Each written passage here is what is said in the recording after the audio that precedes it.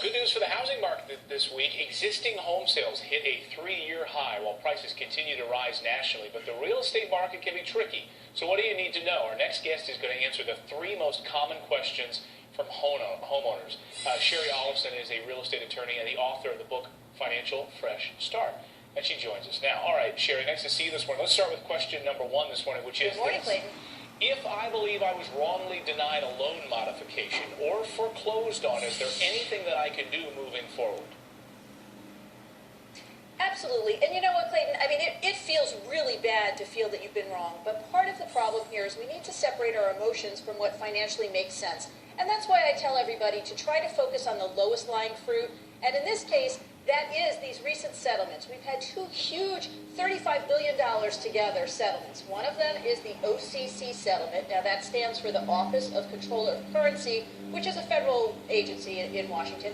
The other is what we have called before the robo-signer settlement. That's where those documents were falsified. But between the two of those settlements, there's $35 billion in money and other restitution available to people who were wrong. So what you need to do is go to independentforeclosurereview.com and also nationalmortgagesettlement.com and see if you fall into one of the buckets of homeowners that are going to be helped. It has to have been your primary residence. One of your bank or servicer has to be participating in this. Right. And you need to have been wrong during a certain number of years, but you can check it out there. Great. Question number 2, Shari, I sold my home in a short sale and would like to buy again. How long do I have to wait? And what could I do? In the meantime, I have a friend who went through this, had to wait about 2 years. Is that the case, or is it different for every state and person?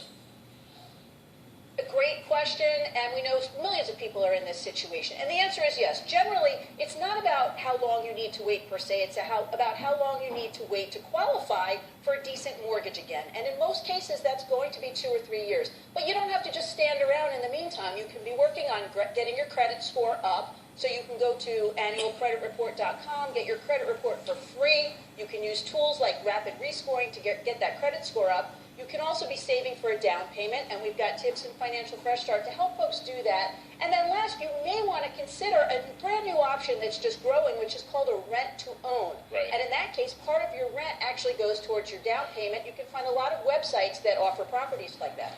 And Shari, with about 30 seconds left, see if you can answer this tough one. I'm renting and thinking about buying. Sure. Do you think it's safe to buy a home now?